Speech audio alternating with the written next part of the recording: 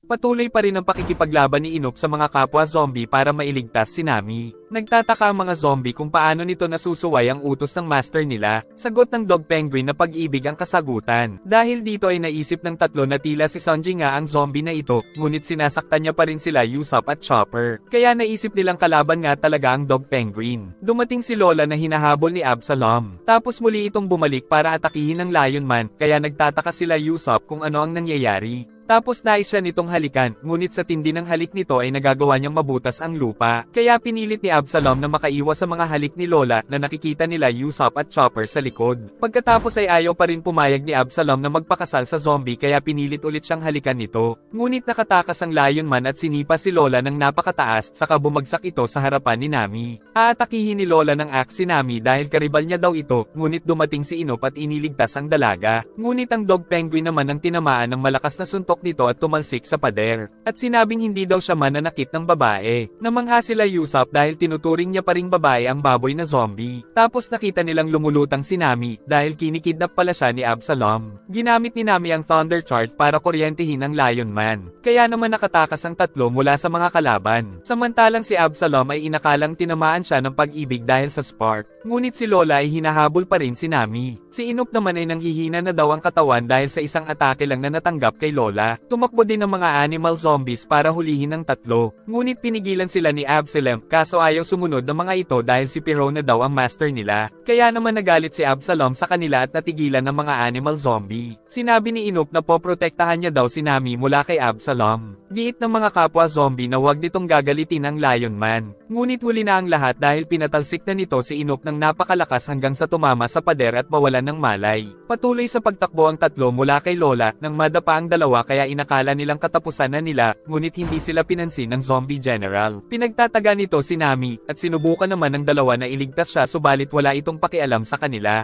Tuluyan nang na-corner sila Franky at Robin ng Spider Monkey at mga zombie generals, kaya napilitan ng Cyborg na gamitin ang Coup Event sa tulay, dahilan para masira ito at mahulog ang lahat ng mga zombie. Samantala si Robin ay nagpalabas ng pakpak na gawa sa kamay para makalipad patungo sa itaas, ngunit 5 segundo lang daw niya itong nagagamit kaya kumapit si Franky gamit ang humahabang kamay. At nang mawala ang mga pakpak ay nakaakyat pa rin si Robin ngunit bumangga sa pader si Franky. Umakyat ang Cyborg at nagagalit sa ginawa ng babae. Tapos nakita sa ibaba na buhay pa ang Spider Monkey. Ngunit may nakita silang nahuhulog mula sa itaas na walang iba kundi si Brook, hanggang sa tuluyang mahulog ang skeleton sa lupa. Samantala nadapa naman si Nami sa isang ugat kaya tatapusin na daw siya ni Lola. Subalit sinabi nitong isa siyang lalaki kaya tumigil ito. Dagdag pa ng dalaga na pabor daw siya na maging asawa ni Lola si Absalom. Natuwa si Lola nang malaman ito dahil ngayon lang daw may sumuporta sa nararamdaman niya. Kaya naman naging magkaibigan na ang dalawa. Pagkatapos ay kinwento ni Lola na hindi daw niya mapilit si Absalom na mag-fingerprint sa marriage contract. Nag-advise naman si Nami na gawin niya ito kapag natutulog ang Lion Man. Dahil sa nangyari ay naitanong na rin ni Nami kung nasaan ang treasure room. Sagot ni Lola na malapit daw ito sa silid ni Pirona. Narinig nila Usopp na nandyan na si Absalom, kaya sinabi ni Nami na pagkakataon na ito ni Lola para umatake. At agad naman na sumugod ang General Zombie patungo kay Absalom kaya nakatakas na naman ang tatlo. Mula sa kabaong ay kinuha nila si Luffy at inilagay sa kulungan. Tapos nakita niya na sa wakas si Gecko Moria na isang warlord. Samantala walang makuhang kayamanan sila Pirona sa loob ng Thousand Sunny. Dumating si Hildan at ibinalita sa kanya na nahuli na daw nila si Straw Hat Luffy at gagamitin ang anino nito para buhayin ang number 900 zombie. Kahit na isang bihag si Luffy ay nagsasalita pa rin siya ng masasama laban kay Gecko kaya ang tatlong alalay ang kinakabahan. Ngunit natutuwa lang ang warlord sa kanya. Nakatakas na naman si Absalom mula kay Lola, samantala ang tatlo ay nakapasok na sa mansyon, ngunit nakitang paparating si Absalom kaya nagtago sila sa loob ng katawan ni Kumashi. Dumating si Absalom ngunit nagagalit sa kanya si Pirona kung bakit siya nagpunta doon. At habang nag-uusap sila Pirona at Absalom ay nakikinig sila Usopp kaya nalaman nila ang balak gawin ng mga ito kay Luffy. Dumating din si Hildan at sinabing may isa pa daw silang intruder na isang kumakantang skeleton. Gamit ang mga sapot ng gagamba ay nagawa niyang makaakyat sa itaas. Si Franky naman ay naglabas ng kanyang sandata pero may gagawin daw muna siyang modification dito. Umatake ng makapal na sapot ang Spider Monkey kay Robin at ang ginawa naman ng babae ay sinampal-sampal nito ang mata ng zombie kaya nasaktan at nalagyan ng sapot ang sariling mata. Tapos dumating si Franky na naglagay ng mga poste sa kanyang sandata. Ginamit ito ni Franky nang walang tigil sa pagmumukha ng Spider Monkey zombie hanggang sa mainis ito at gumamit ng sapot sa sandata niya. Dahil wala ng sandata ang cyborg ay ginamit naman niya ang cannon mula sa kaliwang kamay na siyang nagpasabog sa mukha muka ng zombie. Ngunit nahuli na pala si Robin ng mga sapot dahil dumating ang mga alagad nitong spider mice. Tapos si Frankie ay nalagyan na rin ng sapot ng spider monkey. Sinabi ng mga ito na sila daw ang may kagagawan kaya isa-isang nawala ang mga kaibigan nila. Ngunit nawala ang ngiti ng spider monkey nang marinig na umaawit si Brooke. Nagpakita sa kanila ang skeleton, tapos nang ibalik nito ang espada biglang nahiwa ang kalaban dahil umatake na pala ito nang hindi nila nalalaman. Giit ni Frankie na hindi daw namamatay ang mga zombie, sinabi naman ni Brooke na alam niya ang kahinaan ng mga ito. Kalaunan ay lumabas ang anino na nagpapagalaw sa katawan ng spider monkey. Tumakbo ang mga spider mice nang makitang natalo ang kanilang captain. Saka sinabi ni Brooke na ang kahinaan ng mga sapot ay apoy. Kaya ginamit ni Frankie ang fresh fire para matanggal ito. Nagtataka ang cyborg kung ba't may mga nalalaman si Brooke sa Thriller Bark. Ikinwento ni Brooke na nanggaling na siya dito 5 taon ang nakalipas. Tapos nakita din niya kung paano tinanggal ni Gecko Moria ang anino ng isang lalaki. Saka inilagay ito sa isang katawan na ginawa ni Dr. Hogback kaya nagawa itong mapakilos. Dagdag pa ni Brooke na nakadepende daw sa ilalagay na shadow kung gaano kalakas ang magagawang zombie. Kaya nais daw ni Gecko na kumuha ng shadow ng may mga matataas na bounty. Dumating ang trio tagapayo ni Gecko na sila Dr. Hogback, Absalom, at Pirona. Ayaw pa rin sumuko ni Luffy kaya pinakita ni Gecko na siya na daw ang pangatlong nahuli nila. Nabahala sila Usopp nang malaman na ang monster trio nila ay nabihag na pala. Samantala tinatanong ni Dr. Hogback kung nasaan ang tatlong nabihag niya, giit ni Pirona na wala daw dumating sa kanya. Naisa nang magsalita ni Kumashi na nasa loob niya ang mga ito pero ayaw siyang pagsalitain ni Pirona. Nagagalit si Absalom dahil sinaktan daw nila si Nami.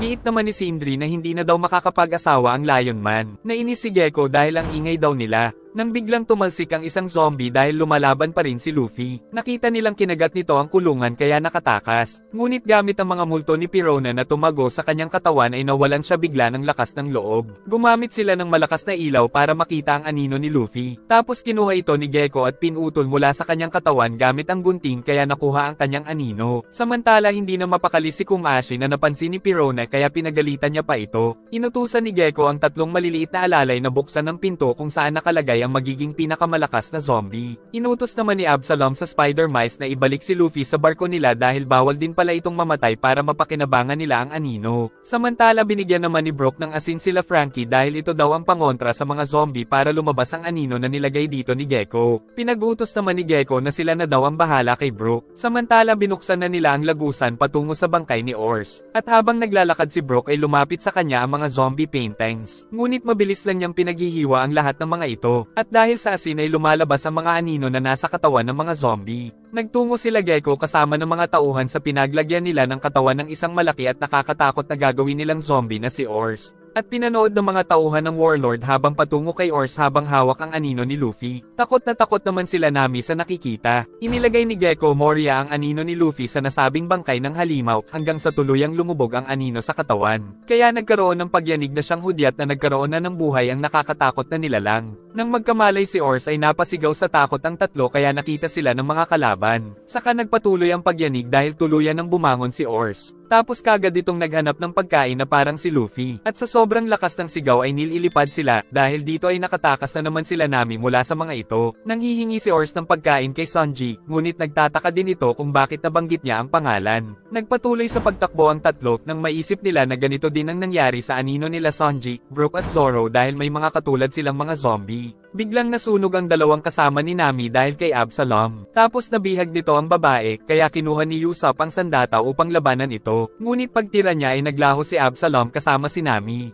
Saka naman sila inatake ng mga zombie na nasa paligid kaya na-corner ang dalawa. Nakatakas sila at umakyat sa hagdan pero meron din mga zombie mula sa itaas kaya gamulong sila papunta sa baba ng hagdan at nasagasaan ng mga ito. Akala ng dalawa ay katapusan na nila, ngunit dumating sila Frankie at Robin na pinapakain ng asin ng mga ito kaya natatanggal ang mga anino. Samantala nakita na ni Brook ang swordsman zombie na gawa sa kanyang anino para talunin ito at bawiin ang sa kanya. Habang tumatakbo ay sinabi ni Frankie na tinuruan daw sila ni Brook ng pangontra upang matalo ang mga zombie. Samantala dahil naghahanap ng pagkain si Ors ay nagdala ang mga zombie ng napakaraming mga karne. At kahit na isang zombie ay bastos pa rin magsalita si Ors dahil sa anino ng bida. Sinabi ng maliliit na zombie na kailangan niyang igalang si Gecko dahil ito ang pinuno sa Thriller Bark. Matapos ay naghahanap pa rin ng pagkain si Ors. Kaya nagsuggest si Sindri na kunin na rin nila maging ang mga pagkain para sa emergency supply. Mabilis na nagtungo ang mga zombie sa basement para kunin ang mga pagkain. At lahat sila ay kanya-kanyang hakot para lang mabusog ang halimaw na si Ors. Sa isang dakot ay naubos kagad ni Ors ang first batch ng pagkain. Sinabi ni Sindri na meron daw pagkain doon na may asin, kaya hinanap ito agad ng tatlong alalay para maiwasan na makain ito ni Ors. Nang makita nila ang isang malaking isda na isa palang salted fish, nakita na ito ng special zombie kaya agad itong kinuha para kainin at aksidente pang nakasama ang tatlo. Ngunit nilabas ito ng tatlong alalay upang hindi matanggal ang anino sa katawan ni Ors dahil may asin ito. Nagalit si Ors kaya kumuha na lang sila ng karne bilang kapalit nito. Samantala ang isang zombie na kumagat sa isda ay natanggalan nga ng anino dahil sa asin. Sinabi ni Gecko na siya daw ang muling bumuhay kay Ors bilang kanyang kakampi ngunit ang boring daw dito giit ng giant zombie. Dagdag pa nitong nais niya daw maglakbay sa buong mundo. Sinabi ng maliliit na zombie na imposibleng makatakas dito dahil napakatibay daw ng malaking freezer.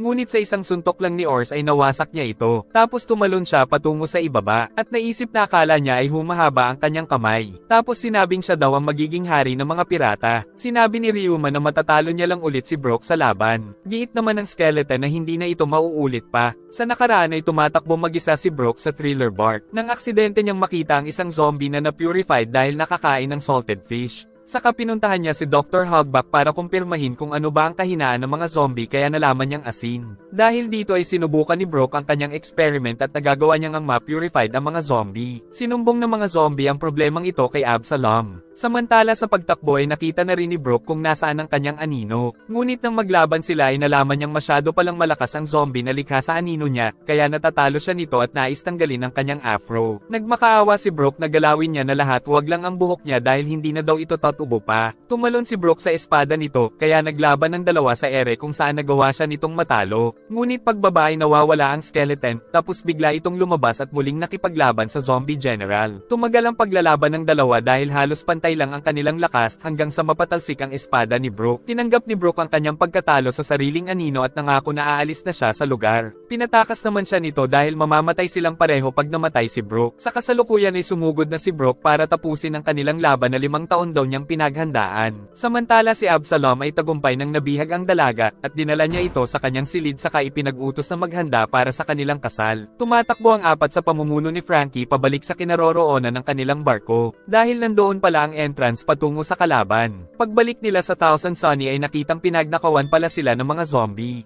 Naisip ni Robin na baka sinoli na sila Luffy, Zoro at Sanji dahil bawal mamatay ang mga ito dahil mamamatay din ang zombie nila. Naghanap sila sa loob ng barko kung nandoon ang mga nawawalang kaibigan hanggang sa makita ang tatlo na magkakasama sa kusina at ginawa pang katuwa-tuwa ng mga zombie ang mga itsura nila. Ayaw gumising ng mga ito kaya gumamit na ng daha si Frankie pero ayaw pa rin nilang magising. Gagamit na daw siya ng kanin ngunit pinigilan ni Usopp. Dahil alam ni Usopp ang makakapagpagising sa mga ito kaya sumigaw na merong sexy na swordsman na merong karne. At nagising nga ang mga ito sa kanilang narinig. Samantala natutuwa ang mga zombie na pagmasdan ng sexing katawan ni Nami. Tapos binuksan ng cabinet para maghanap ng damit na babagay para sa kasal. Nakapili ng isang damit ang matanda at nilagay sa tabi ni Nami. Saka naghanda na siyang isuot ito sa dalaga kaya sabik na sabik ang mga zombie painting sa makikita. Ngunit pinagalitan niya muna ang dalawang manyak na zombie painting sa panunood dahil magagalit daw si Absalom. Nang makarinig sila ng mga yapak dahil nandoon pa pala ang Lion Man ay natakot ang mga zombie. Nang magising si Luffy ay akala niyang nasa lugar pa rin siya ng mga kalaban. Si Zoro naman ay naninibago dahil wala na siyang anino. Nababahala si Luffy dahil kinuha din daw ng mga kalaban ang mga pagkain nila. Si Sanji naman ay hinahanap si Nami.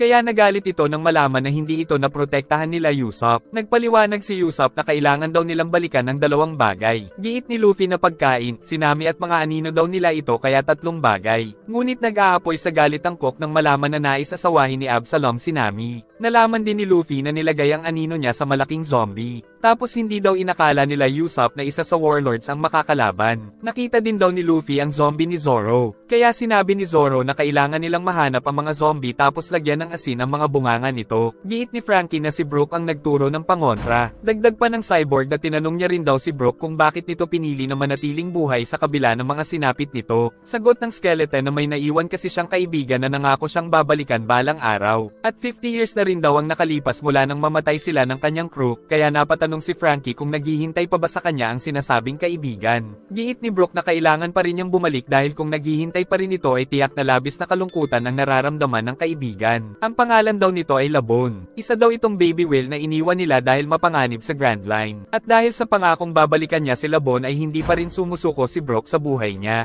Naalala naman ni Luffy na nakita nila si Labon na isa ng napakalaking balyena. At binubunggo nito ang Reverse Mountain dahil naiinip na ito kakahintay sa mga kaibigan nitong nangakong magbabalik. Kaya naman nakaisip si Luffy ng paraan para sila na ngayon ang hintayin nila Bon upang magkaroon ito ng bagong pag-asa. Samantala si Brook ay patuloy ang pakikipaglaban sa zombie na pinaglagyan ng anino niya ngunit natatalo siya nito. Gayunpaman ay muling bumangon si Brook at muling lumaban hanggang sa magawa nitong mahiwa ang kanyang kanang mata. Ngunit patuloy siyang lumaban kahit na may kalamangan ang kalaban. Sa gitna ng labanan ay naalala ni Brook sila Bon noong baby whale pa ito dahil gustong-gusto nito na marinig siyang tumugtog. Matapang siyang sumugod sa kalaban ngunit natusok siya nito sa katawan. Samantala iyak ng iyak si Frankie nang malaman na naghihintay pa rin pala ang sinasabing kaibigan ni Brook na sila Bon. Samantala na-excite naman si Luffy dahil ang bago nilang magiging crew ay kaibigan pala nila Bon at isa pang musician. Nakita ni Ors ang napakalaking layag. Tapos aakyat sana siya sa itaas kaya sinubukang pahabain ang kamay. Ngunit nagtaka dahil walang nangyari kaya sinubukan niya namang pahabain ang kanyang paa. Dahil sa ginagawa ni Ors ay ramdam na ramdam ang pagyanig sa loob ng base ni Gecko. Umakyat na lang si Ors dahil hindi mapahaba ang katawan. Sinabi ni Chopper na mas malaki pa daw sa isang giant ang zombie kung saan nilagay ang anino ni Luffy. Ngunit kahit na ganun ay malakas pa rin ang loob ng grupo na mananalo sila sa labanan. Samantala si Sanji ay nag-aapoy na naman sa galit dahil nais niya nang mabawi si Nami. Pero sinabi pa ni Usopp na pinagsamantalahan din ni Absalom si Nami habang naliligo ito. Kaya naman halos maging halimaw na sa sobrang inis si Sanji. Pagkatapos ay nagplano na ang grupo kung ano ang mga hakbang na gagawin.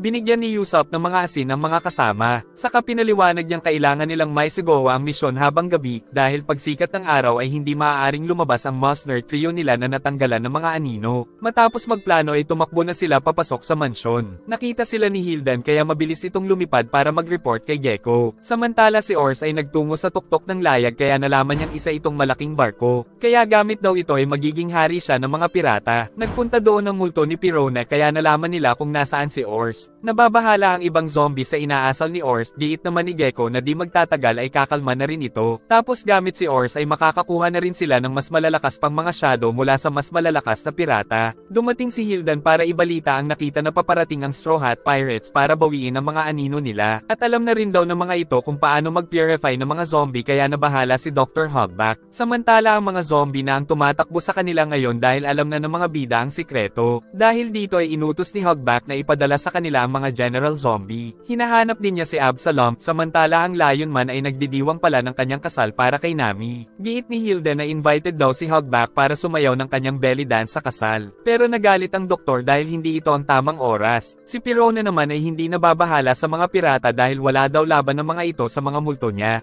Dahil wala din dito si Absalom ay hiningi muna ni Hogback kay Gecko ang pamamahala sa ilan sa mga zombie na hawak ng Lion Man na agad naman na pinayagan ng Warlord. At ang pinili ni Hogback ay si Inop at si Jig Oro. Galit na hinahanap nila Luffy at Sanji ang Warlord kaya talsik na lang ng talsik ang mga zombie sa paligid. Sa likod nila ay sumusunod sila Usopp, Chopper at Robin. At napag-alaman na magkasama pala sila Frankie at Zoro sa ibaba kaya naman wala din magawa sa kanila ang napakaraming mga zombie. Dumating ang mga multo ni Pirona at tumago sa katawan ni Luffy at Sanji. Dahil dito ay nawalan na naman sila ng positibong pag-iisip, kaya naman tuluyan ng nahuli ng mga zombie ang dalawa. Inatake ni Usopp ang mga zombie na kumuha sa kanila saka tumakas sila kasama ang dalawa paakyat ng hagdan. Ngunit hinabol pa rin sila ng mga zombie at pati na rin ng mga multo ni Pirona. Tumalon si Ors mula sa itaas kaya hindi sinasadyang nawasak niya ang tulay. Dahil dito ay nahulog ang mga bida kasama ng mga zombie. Dahil sa nangyari ay natauhan na rin si Luffy, tapos sumuot naman sa sahig sila Usopp at Sanji. Nagtataka si Frankie kung ano ang pader na biglang humarang sa kanila. Sinubukan itong tusukin ni Zoro, tapos pinasabog ito ni Frankie samantala natakot si Usopp dahil ang akala nilang pader ay katawan pala ni Ors. Tumakbo naman sila Luffy patungo kay Gecko Moria dahil maayos ang lahat kapag natalo nila ito. Pagdating sa isang silid ay nakita nila si Hogback at si Sindri. Dahil isang doktor din si Hogback ay nais ni Chopper na siya na ang makikipaglaban dito. Kaya si Luffy ay nagtungo na sa kinaroroonan ni Gecko. Naghagis si Sindri ng napakaraming plato patungo sa bida. Ngunit pinigilan ito ni Robin gamit ang kapangyarihan. Kaya tagumpay na nakatakas si Luffy, samantala ang dalawa ang haharap sa mga kalaban dito. Sinabi ni Chopper na hindi na niya idol si Dr. Hogback. Sagot naman itong papatayin daw niya si Chopper at gagawing zombie ang katawan nito.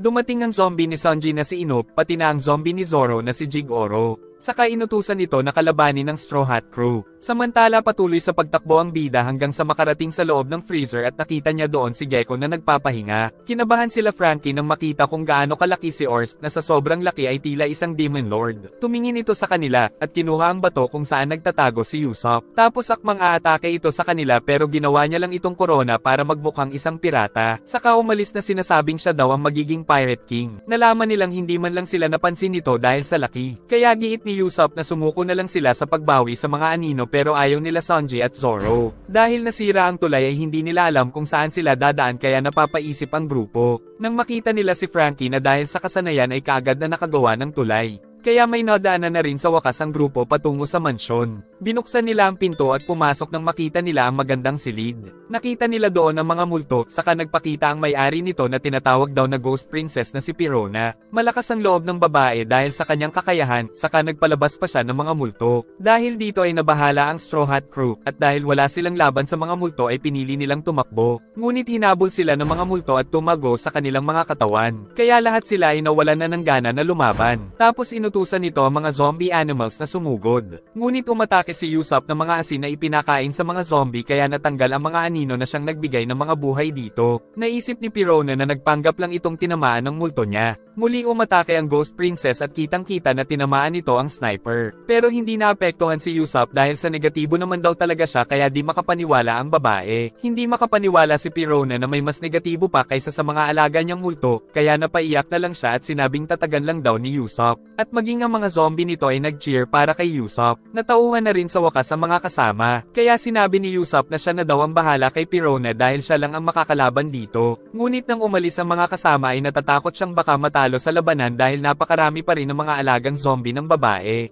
Samantala sa kasalan ay tinanggap na ni Absalom na maging kab-iyak si Nami kaya natuwa ang mga panauhin. Si Nami naman ay ginagalaw lang ang bunganga para kunyari ay nagsasalita. Tapos dumating na sila sa punto ng hahalikan ni Absalom ang bago niyang asawa pero kinakabahan pa rin siya sa kagandahan nito. Kinalaban mag-isa ni Usopp si Pirona at ang mga alagad nito. Muling sinubukan ng Ghost Princess ang mga multo sa sniper, subalit wala talagang epekto dahil masyadong negatibo na mag-isip si Usopp. Sa halip ay ang mga negative ghost ang naapektuhan sa kanya. Saka pinagmalaki ni Usopp na walang makakatalo sa kanya sa pagiging negative. Muling umatake si Usopp ng asin patungo sa mga bunganga ng mga zombie kaya nabawasan na naman ang mga tauhan ni Pirona.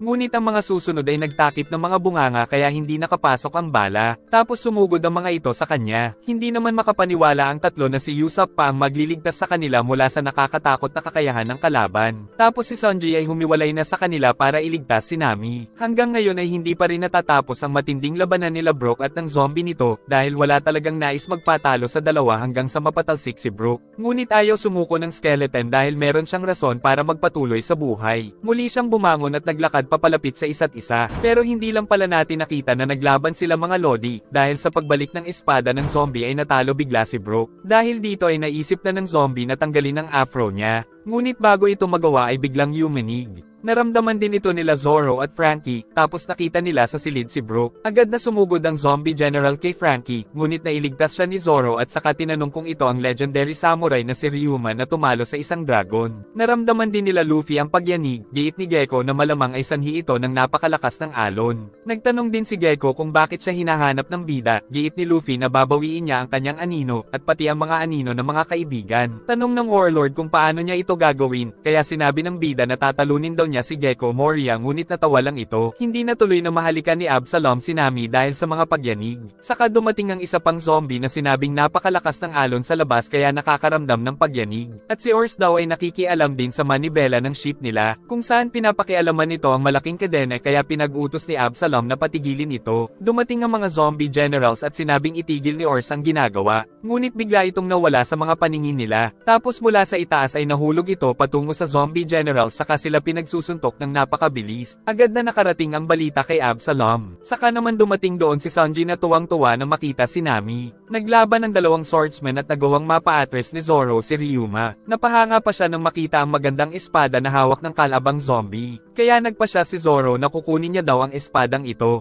Nag-enjoy ka ba? Salamat po sa panonood at pakiabangan po ng susunod na part saka mag-like and subscribe ka na rin Lodi para sa mas marami pang mga recap.